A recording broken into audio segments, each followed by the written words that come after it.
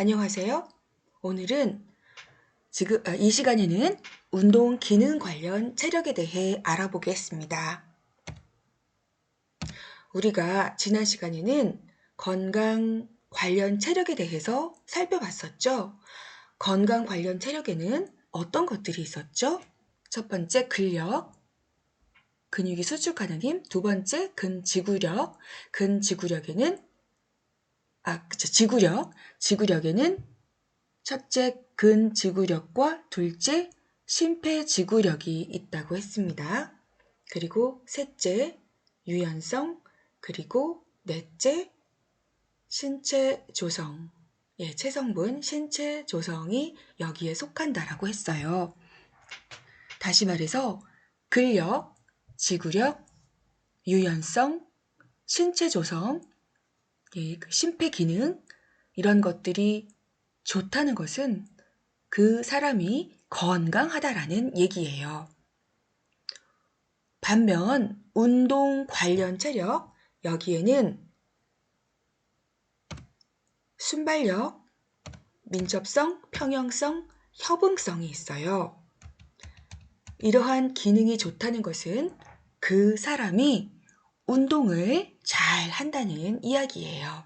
그러면 운동을 잘 할 수 있는 운동 기능 관련 체력에 대해서 구체적으로 살펴보도록 하겠습니다.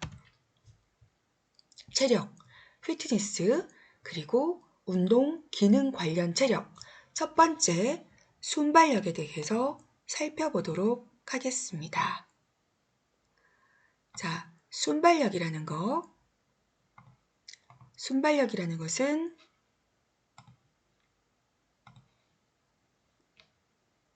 영어로는 파워라고 해요. 파워. 순발력, 이것은 폭발적인 행동으로 아주 짧은 시간에 최대의 에너지를 분출해내는 능력이에요. 자, 짧은 시간에 큰 힘을 발휘하는 능력이라고 할 수가 있어요. 그래서 이것은 힘과 속도의 관계이다. 즉, 단위 시간당 힘의 세기라고 정리할 수가 있어요. 여러분이 노트 필기를 해보세요. 단위 시간당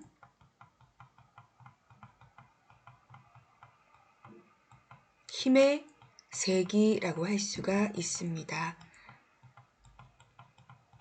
따라서 단위 시간이라는 것은 1초일 수도 있겠고요. 1분이 될 수도 있겠는데, 순발력이 좋다는 것은 아주 짧은 시간에 폭발적으로 힘을 내는 것을 이야기해요. 그 힘의 세기가 큰 것을 말하는 거죠.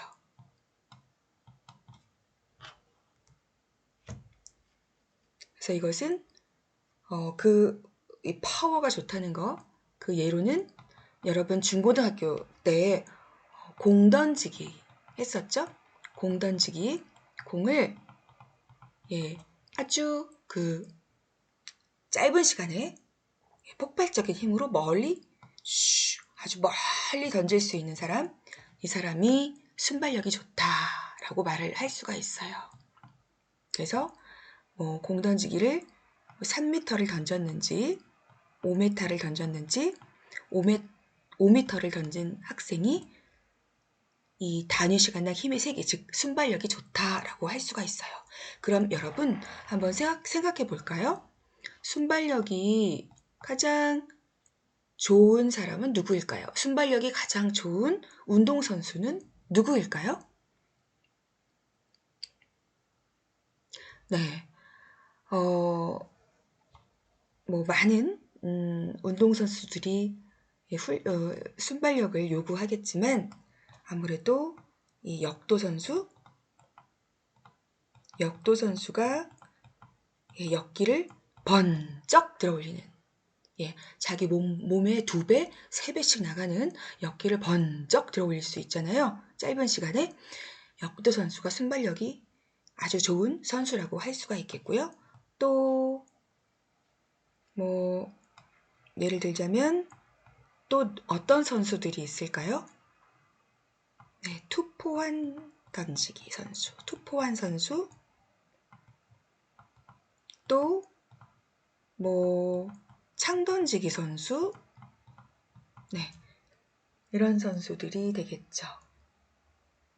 또는 뭐 스프린터도 순발력이 매우 좋다라고 할 수가 있겠습니다. 자, 두 번째, 민첩성, agility라고 하죠. 민첩성이란 무엇이냐? 최대 속도로 움직이면서 방향을 재빠르게 전환하는 능력이다. 최대 속도, 가장 빨리 움직이면서 방향을 바꿔야 돼요. 자, 예를 들자면 여기 A라는 지점과 B라는 지점을 왕복 달리기를 하는 거예요. 달렸다 하나, 달리고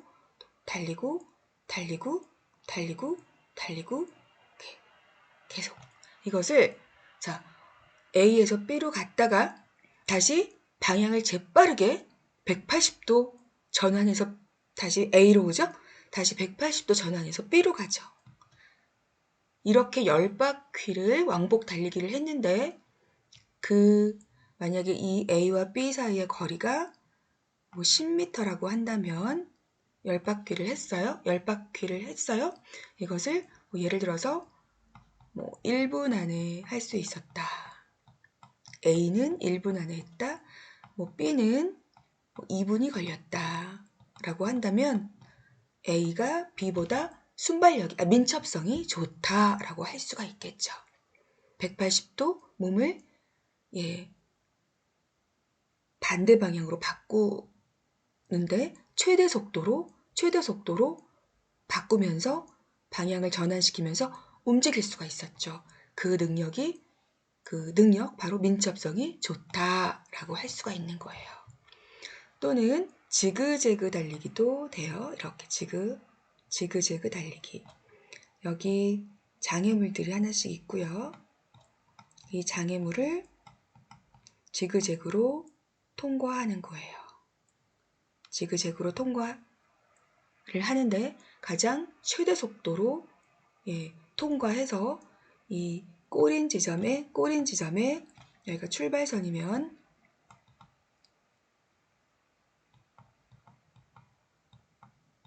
여기 꼬린 지점에 가장 빨리 도착할 수 있다면 그 사람은 민첩성이 좋다라고 이야기할 수 있겠습니다. 자, 이것은 비단 이 근육의 문제뿐만 아니라 이제 방향을 재빠르게 바꿀 수 있는 어떤 이 두뇌의 영향하고도 연관이 있어요. 그 다음 세 번째는 이제 평형성은 영어로는 밸런스라고 해요. 우리가 흔히 평형성을 그냥 밸런스라고 우리말로 쓰기도 하죠. 평형성은 안정성을 유지하는 능력이다 라고 정의할 수가 있습니다. 평형성은 다른 말로 균형 감각이라고 할 수도 있어요. 균형 감각이 좋다면 그 사람은 안정성을 유지하는 능력인 평형성이 좋다. 같은 말이죠.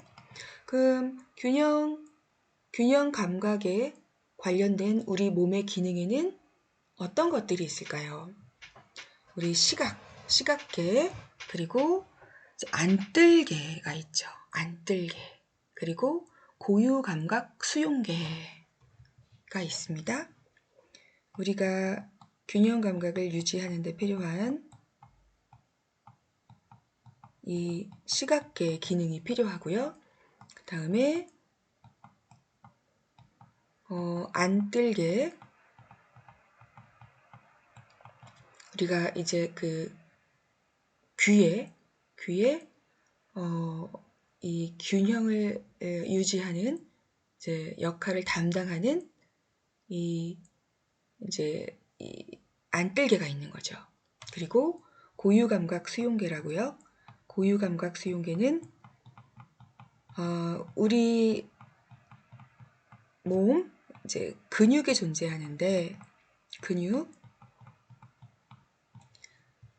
근육의 이 근방추 또는 그 골지 건에 있습니다. 고유감각 수용 이 기가 있다는 거예요. 고유감각 수용기 센서. 예. 다음에 시각계 그리고 안뜰개 이렇게. 자, 여러분 우리가 이제 이 운동 기능 관련 체력에서 이야기하는 균형 감각은 이 세 번째 고유 감각 수용 이 기능이 좋은 것과 매우 연관이 있습니다. 지금 일어나셔서 한번 다리 하나를 이렇게 들어보세요. 지금 그런데 이때 시각적 정보에 의해서 균형을 잡는 것을 차단하기 위해서 눈을 감으십니다. 지금 한번 해볼까요? 여러분이 최소 30초 이상은 한 발로 균형을 잡으실 수 있어야 돼요. 나이마다 조금 다른데 여러분처럼 젊은 학생들은 1분까지도 한 발로 눈을 감고 한 발로 버틸 수 있어야 돼요. 그리고 또 각종 평형성을 향상시켜주는 도구들이 있죠. 예, 바람 빠진 공처럼 생긴 그런 도구들 그 위에 이제 올라가면 그 위에 올라가면 몸이 막 흔들리겠죠. 여기서 넘어지지 않고 균형을 잡는 거예요.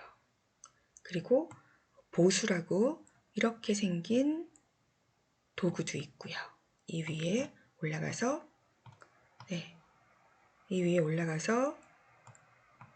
뭐 스쿼트를 하기도 하고 뭐 점핑을 하기도 하고 이제 그렇습니다. 여러분 평형성에는 두 가지가 있어요. 평형성에는 두 가지가 있는데 첫 번째는 정적 평형이라는 것이 있어요. 정적 평형.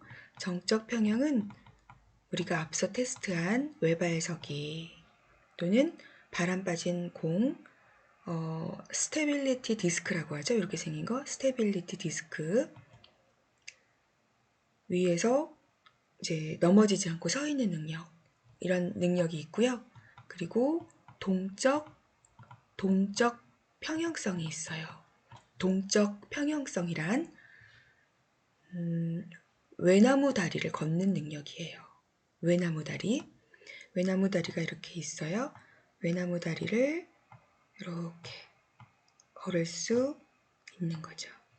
체조 선수가 평균대 위를 걷는다든지 또는 줄타기 같은 것들, 이런 것들은 동적 평형성이 매우 좋은 사람들이 할 수 있는 거겠죠. 자, 지금 순발력, 민첩성, 그리고 평형성까지 살펴봤고요. 한 가지를 더 추가하자면 협응성이 있습니다. 협응성, 협응력, 협응성 같은 말이죠. 협응성이란 코오디네이션이라고 하는데 정의하자면 다양한 신체 부위에는 팔, 몸통, 그리고 다리 같은 부위가 있겠죠. 팔, 체간, 다리 이런 다양한 신체 부위를 동시에 조정하거나 또 통제하는 능력이에요. 협응성에는 앞구르기, 뒷구르기 같은 것이 있어요. 앞구르기, 뒷구르기.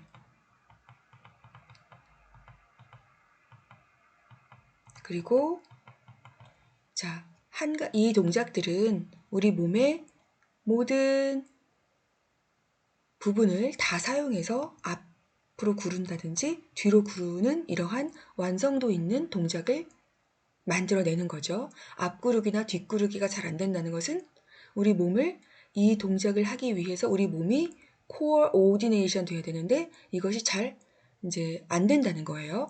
잘 조정하거나 잘 컨트롤이 안 돼서 앞구르기나 뒷구르기에 실패하는 거죠.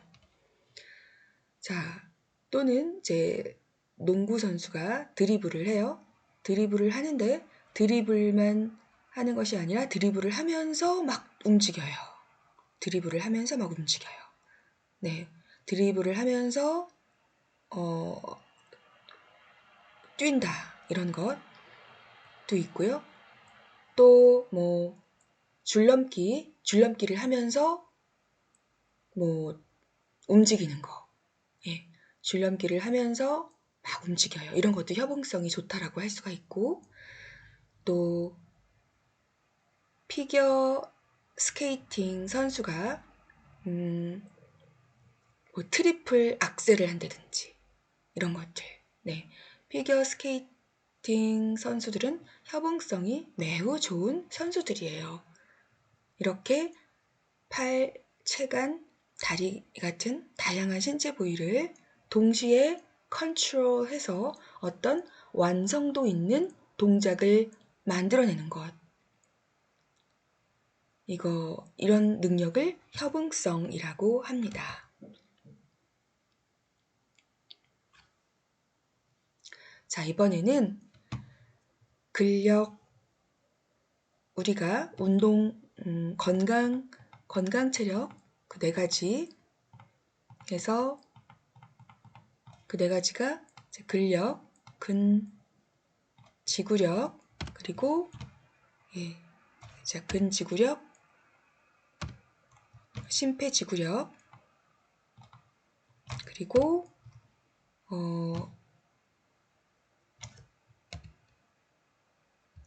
유연성 이렇게 했었죠?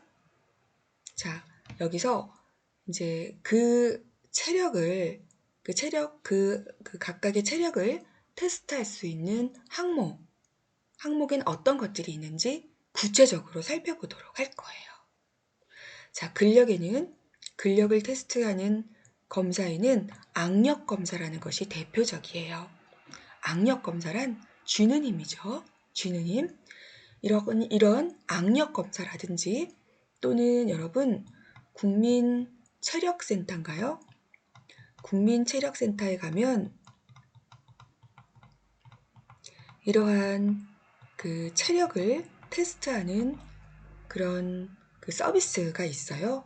한번 시간이 되시면 국민체력센터에 가서 여러분의 체력을 한번 테스트해 보세요.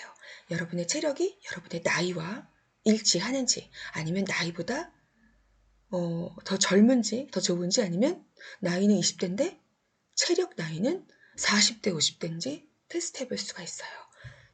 거기서 정적 근력으로 악력 검사 또는 정적 근력을 테스트하는 그런 테스트 기기들이 있습니다.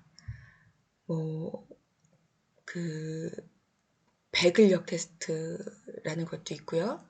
그리고 또 이제 허벅지 앞쪽에 이 정적 근력 테스트를 하는 기기도 있고 그렇습니다.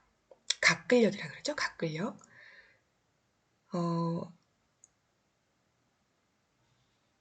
자, 그 다음 두 번째가 동적 근력이 있어요. 이것은 여러분이 생각하는 대부분의 웨이트 트레이닝이 전부 동적 근력을 향상시켜주는 운동이에요. 그래서 바벨이나 덤벨을 가지고 하는 운동들, 암컬을 한다든지 또는 스쿼트를 한다든지 또는 벤치 프레스를 한다든지 네, 또는 뭐 푸시업을 한다든지 이런 것은 전부 동적 근력을 향상시켜주는 운동이죠. 그런데 예를 들어서 여러분 플랭크라고 아시죠? 플랭크 같은 것은 또 정적 근력이에요. 정적 근력. 네. 플랭크를 뭐 한다든지 이렇게 버티는 운동들. 자, 다시 정리하자면 동적 근력은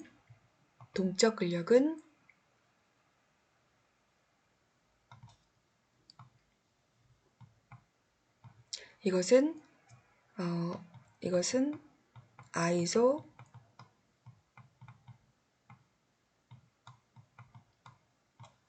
토닉이라 그래서 아이소토닉, ISO 같다, 토닉, 텐션이 같다, 긴장감이 같다. 그래서 암컬이면 뭐 2kg의 이 부하를 가지고 하는 운동이잖아요. 그래서 아이소토닉이 되는 거예요.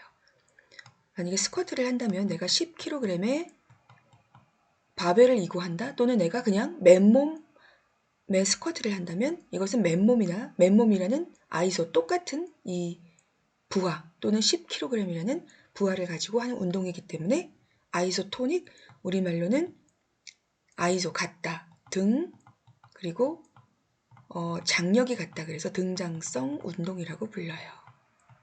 여러분 노트 하고 계시죠? 등장성 운동. 동적 근력을 향상시켜주는 운동이다 라고 말할 수가 있습니다. 그 다음 정적 근력은요. 이것은 아이소 같다. 뭐가 같냐면은 아이소메트릭, 길이가 같다. 예, 아이소메트릭이라 그러고요. 우리말로는 길이가 같다. 등척성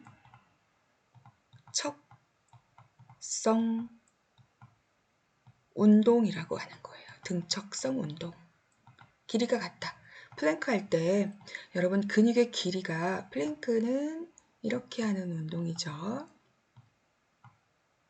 플랭크를 할 때 여러분이 이 자세를 일정한 이 자세를 일정하게 유지해야 되잖아요. 흔들림 없이, 또는 넘어지거나 뭐 근육의 길이가 변화하지 않고 플랭크를 잘하는 것, 이런 것은 정적 근력을 향상시켜주는 운동이 되는 거예요. 자, 그 다음 근지구력은 턱걸이, 그리고 윗몸 일으키기, 팔굽혀펴기, 오래 매달리기가 여기에 속합니다. 근지구력이 좋은 사람이 제한 시간 내에 턱걸이도 많이 하고요. 윗몸 일으키기도 많이 해요. 그리고 근지구력이 좋은 사람이 오래 달리기, 800m나 1600m 같은 오래 달리기를 잘할 수 있는 거죠. 근력이 좋은 운동선수는 누가 있을까요? 근력이 좋은 운동선수는 100m 달리기 선수 또는 보디빌더라고 할 수가 있다면, 근지구력이 좋은 운동선수는, 가장 근지구력이 좋은 운동선수는 뭐 장거리 달리기 선수, 장거리 자전거, 사이클 선수 또는 마라토너라고 할 수가 있어요. 근지구력을 테스트하는 항목으로는 1분 내에 윗몸 일으키기를 몇 번을 하는지, 1분 내에 스쿼트를 몇 번 하는지, 이런 식으로 테스트를 할 수가 있는 거예요.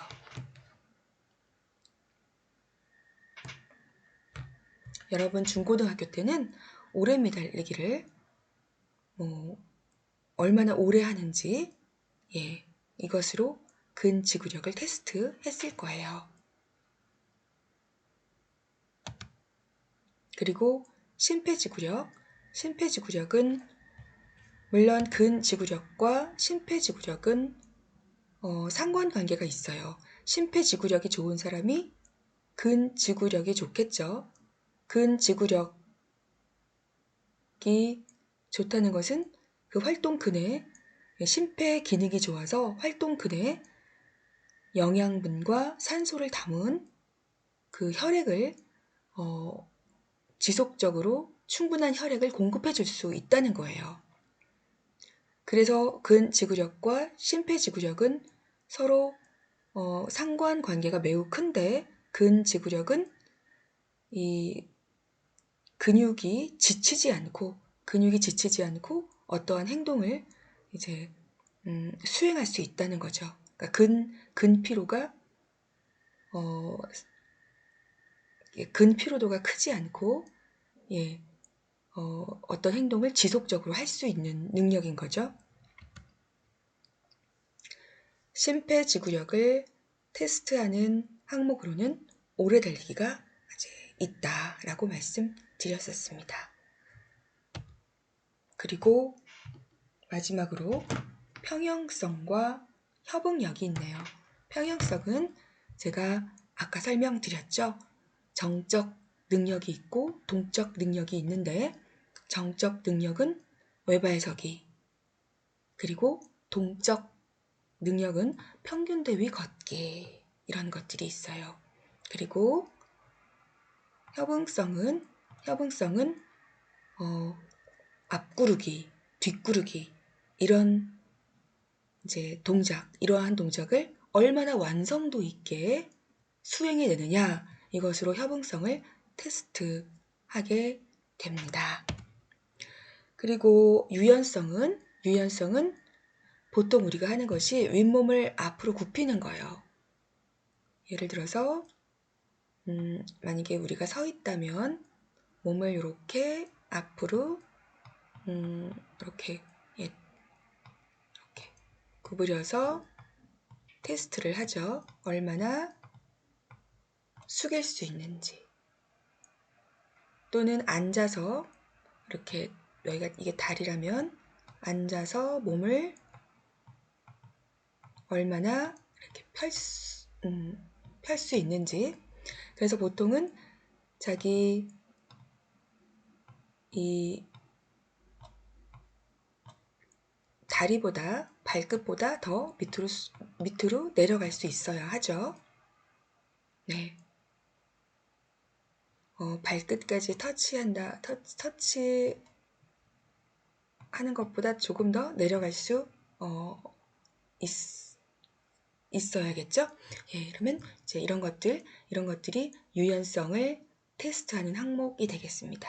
만약에 전혀 이런 동작이 잘 안 된다면, 너무 몸이 뻣뻣해서 한번 여러분 지금 해보세요. 전혀 내 손이 발에 안 닿아요. 등이 너무 뻣뻣해서 등이 이렇게 되겠죠. 이러면 그 사람은 유연성이 많이 떨어지는 사람이에요. 그리고 유연성을 테스트하는 그런 항목들이 있어요. 다음 스피드는 제가 앞서 설명한 건강 관련 체력의 체력 4가지에 속하진 않았지만, 이제 짧은 시간에 얼마나 많이 가느냐, 이런 테스트가 있고요. 또는 50m를 얼마나 빨리 50m를 얼마나 빨리 뛰냐, 이렇게 2가지가 있어요. 1번. 또 하나는 뭐라 그랬죠? 제한된 시간, 즉 7초 안에 몇 미터나 7초 안에 몇 미터나 막 달릴 수 있는지, 이렇게 2가지가 있습니다. 이것은 스피드 테스트죠. 오늘은 여기까지 하도록 하겠습니다. 마치겠습니다.